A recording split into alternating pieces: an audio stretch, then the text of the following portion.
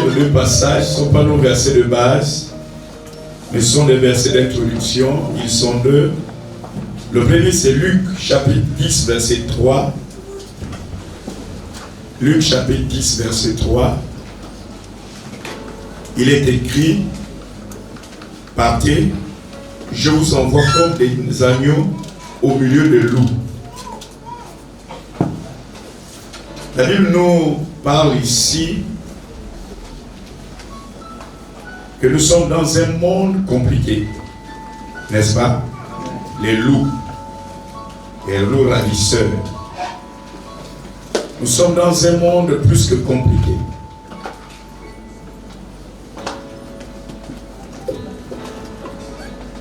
Donc la Bible nous dit que nous devons vivre dans ce monde où il y a les loups.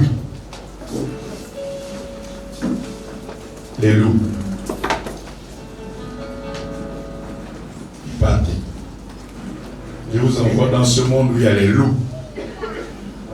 Alléluia. Amen. Mais comment on peut vivre dans un monde aussi compliqué?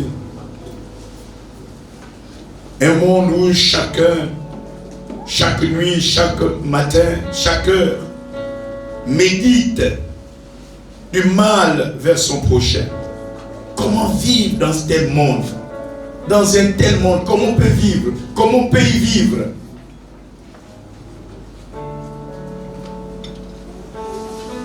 C'est ce que nous allons découvrir ce matin. Est-ce que c'est possible d'y vivre? Le deuxième passage que je voulais lire avec vous, c'est dans Jean chapitre 14, verset 12. Jean 14, verset 12. En vérité, je vous le dis, celui qui croit en moi fera aussi les œuvres que j'ai faites. Et il en fera de plus grandes, parce que je m'en vais au Père. Le Seigneur nous dit encore une fois de plus que nous sommes appelés dans ce monde des loups à faire des œuvres comme celles qu'il a eu à faire. On en fera même plus. C'est ça, sa parole. Alléluia. Donc on va faire plus que ce que Jésus a eu à faire. Commençons à faire ce qu'il a eu à faire. Alléluia. Commençons à faire ce qu'il a eu à faire. Mais ce que je sais, c'est que la Bible est claire. Nous sommes dans un monde difficile, un monde compliqué, où les gens méditent le mal contre les autres, nuit et jour, sans répit. Il y a des gens qui fabriquent, qui chaque jour cherchent à détruire la vie des nôtres. Un monde compliqué. N'est-ce pas? Mais même dans ce monde compliqué, que nous devons apprendre déjà à vivre nous-mêmes, la Bible nous dit que non, nous devons aussi être dans ce monde pour faire des grandes choses. Amen. Vous êtes en train de me suivre? Amen. Nous sommes déjà dans un monde difficile, un monde compliqué, où nous devons lutter pour nous-mêmes. Vous êtes en train de me suivre? Nous devons déjà lutter pour nous-mêmes. Mais là encore, la Bible nous donne une recommandation. Dit, en dehors de lutter pour toi-même, tu dois faire des grandes choses dans ce monde compliqué. Alléluia. Amen. Où les gens détruisent les vies des uns et des autres. Où la vie est quasiment presque impossible. Mais c'est dans ce monde que je vous envoie. Dans le monde dans lequel nous sommes. Le monde dans lequel nous vivons, bien-aimés. C'est un monde difficile. Il y a des gens qui ne dorment pas. La nuit, ils méditent du mal contre les autres. Ils passent leur temps à faire du mal, à créer le mal, à réfléchir sur le mal. C'est dans ce monde-là que nous devons apprendre à vivre. Et c'est dans ce monde-là que le Seigneur nous a demandé de vivre. Il n'y aura pas un autre monde tant que nous sommes encore sur cette terre. Il n'y a pas un deuxième monde. Sur la terre, là, c'est un seul monde. Sur la terre actuelle. devons apprendre à vivre avec ce monde, à vivre avec cette méchanceté, à triompher de cette méchanceté. Amen. Alléluia. Est-ce que c'est possible? Amen. Dieu ne s'arrête pas là, Jésus-Christ. Il y a encore dans ce monde de méchanceté, je t'envoie pour que tu fasses des choses extraordinaires, pour que tu arrêtes la méchanceté, pour que tu réduises au maximum la méchanceté. Il dit, je fais ces choses. Vous êtes capable de faire ces choses, mais d'en faire même plus. Alléluia. Amen. Ce sont les paroles du Seigneur. C'est une introduction qui excite, qui nous permet de comprendre la suite. Mais mon ami, tu ne peux pas le faire comme ça là. Les autres aussi ont tenté de le faire. Et ils avaient échoué. Il a fallu quelque chose de différent. Le thème que nous voulons partager avec vous ce matin s'intitule les résultats de l'onction. Les résultats de l'onction.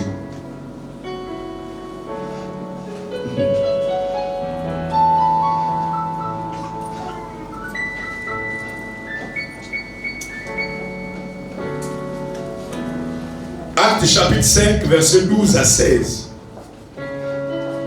Actes chapitre 5, verset 12 à 16. Actes chapitre 5, verset 12 à 16. Je vais lire pour nous tous. Beaucoup de miracles et des prodiges se faisaient au milieu du peuple par les mains des apôtres. Ils se tenaient tous ensemble au portique de Salomon. Et aucun des autres n'osait se joindre à eux. Mais le peuple les louait hautement. Le nombre de ceux qui croyaient au Seigneur, hommes et femmes, s'augmentait de plus en plus. En sorte qu'on apportait les malades dans les rues, qu'on les plaçait sur les lits et les couchettes. Enfin, afin que lorsque Pierre passerait, son ombre au moins couvrit quelqu'un d'eux. La multitude accourait aussi des villes voisines à Jérusalem, amenant des malades et les gens tourmentés par des esprits impurs, et tous étaient guéris. Je lis aussi Actes chapitre 4, verset 34, la première partie. Actes chapitre 4, verset 34, la partie A. Actes chapitre 4, verset 34, la partie A. Car il n'y avait parmi eux aucun indigent. Alléluia. Amen. Pour comprendre les résultats de l'onction, il faut d'abord comprendre comment Dieu fonctionne. Vous me suivez? Comment Dieu fonctionne? Dieu s'est révélé en 3 personnes. Dieu s'est révélé en 3 personnes. La première personne où Dieu s'est révélé, c'est Dieu le Père. Dieu le Père, c'est l'auteur de la création. Alléluia. Quand Dieu s'est révélé en Dieu le Père, c'est par rapport à sa fonction de créateur. Vous me suivez? Donc l'auteur de la création. Dieu s'est révélé aussi en Dieu le Fils. C'est-à-dire l'auteur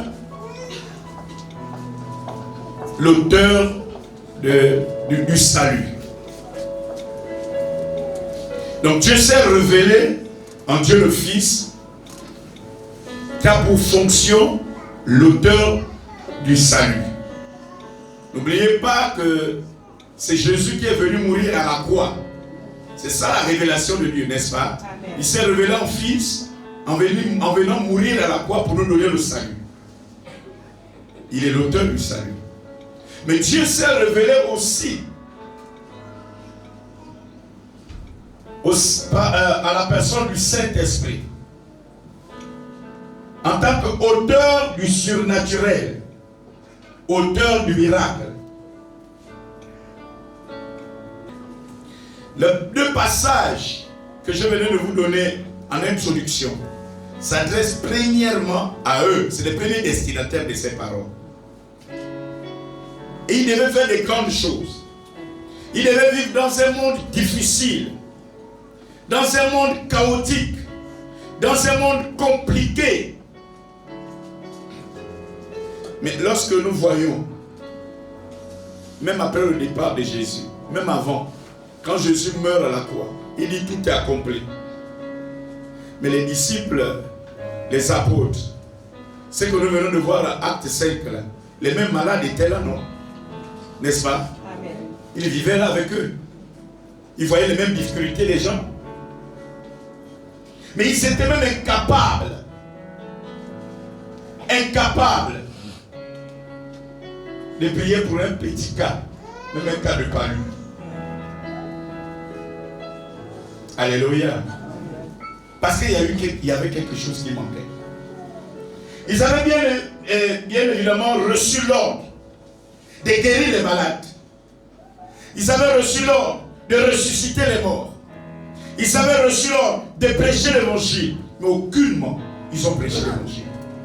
Aucunement, ils ont ressuscité les malades. Aucunement, ils ont prié pour les malades et les malades étaient guéris. Ils étaient là. Mais il a fallu un jour que ces personnes puissent faire une rencontre avec l'auteur du miracle.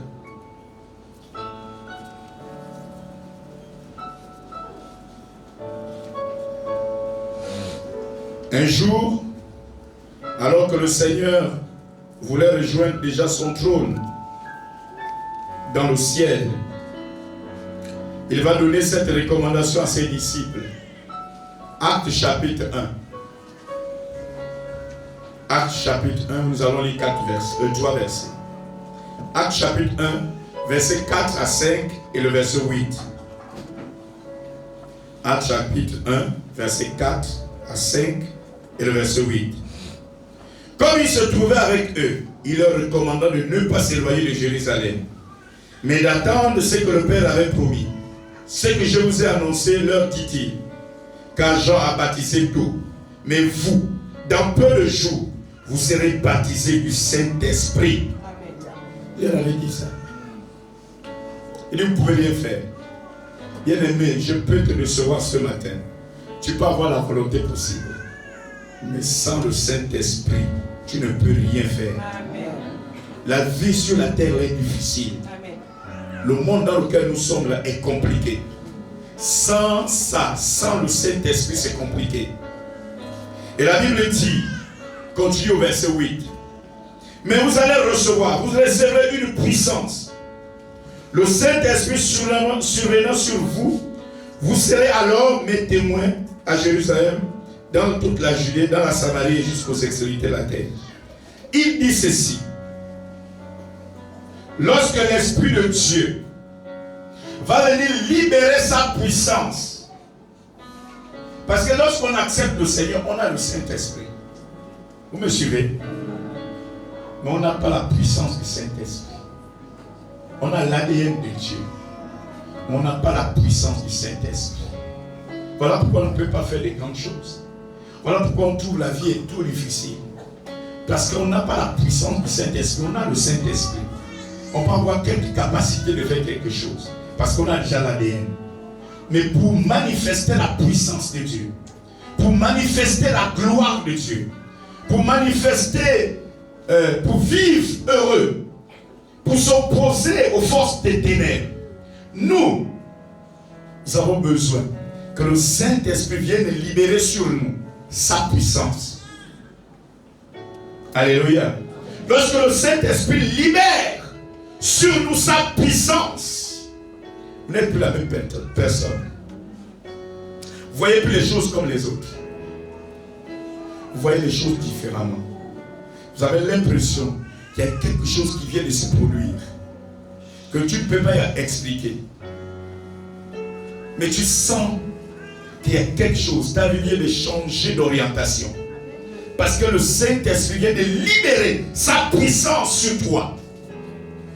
Il te donne maintenant cette possibilité de vivre au milieu des loups, dans un monde difficile, sans la puissance de celui qui tient le monde entre ses mains. Tu ne peux rien. Tu vas venir acclamer à l'église. Tu vas venir chanter. Et ça s'arrêtera là. Parce que tu vas toujours courir comme à la recherche de quelque chose. Mais tu cours comme ça, pourquoi? Parce que tu n'as pas encore fait cette expérience où la puissance de Dieu libère ça, où le Saint-Esprit libère sa puissance sur toi. Parce que lorsqu'il libère sa puissance sur toi, ta vie change d'orientation.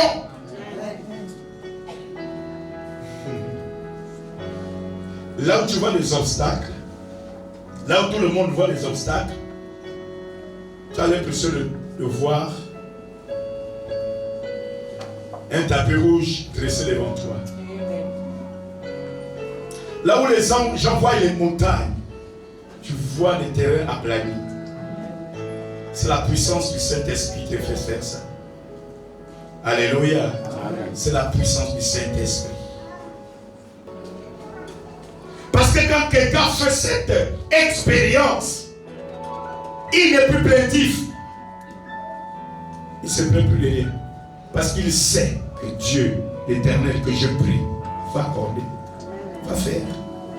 Il croit, confirme que Dieu va intervenir. Même lorsqu'il se sent attaqué, il sait que ce n'est pas quelque chose de nouveau. Dieu m'a déjà préparé. Que Dieu est dans un monde de loups, un monde difficile. Il va exprimer sa puissance. Parce qu'il a la puissance sur lui. Il a la puissance de Dieu sur lui. Tu viens ici, tu grelottes. On attend le résultat. Parce qu'il y a le résultat de l'onction. L'onction des résultats. On ne peut pas être baptisé du Saint-Esprit sans résultat. Les résultats doivent être palpables. Amen. Visibles. Amen. C'est pas grelotter. Tu roules. On est fatigué. L'onction protège. Amen. L'onction protège.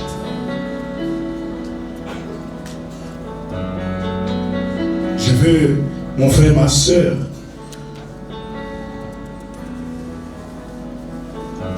que ce matin, tu puisses changer de paradigme. Il faut que le Saint-Esprit libère sur toi sa puissance. Tu vas voir, ce n'est plus comme avant. Où tu grellottes, mais le grellotter d'aujourd'hui, là, c'est différent. Il faut qu'il soit différent. Parce que ça marche avec la foi que tu vas mettre, la conviction que tu vas mettre, l'attention que tu vas donner au Seigneur. Cette attention, tu es là concentré en train d'attendre cette puissance qui va te traverser le corps. Quand tu sors de là, tu n'es plus la même personne.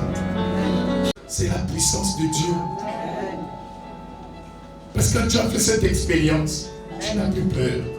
Tu as l'impression que tu affrontes ce que les gens ne peuvent pas affronter. Les amis, on peut faire beaucoup de choses. Amen. Le Seigneur est toujours disposé et prêt à baptiser ceux qui le désirent. Quand tu pries à l'aide de la puissance du Saint-Esprit, les résultats sont palpables et visibles. Amen. Voilà pourquoi ce matin, même si tu avais une autre conception sur le baptême du Saint-Esprit, tu dois changer de paradigme et rechercher cette puissance. Sinon, tous tes efforts seront toujours en vain. Bénis le Seigneur. Bénis-le. Bénis-le. Bénis-le.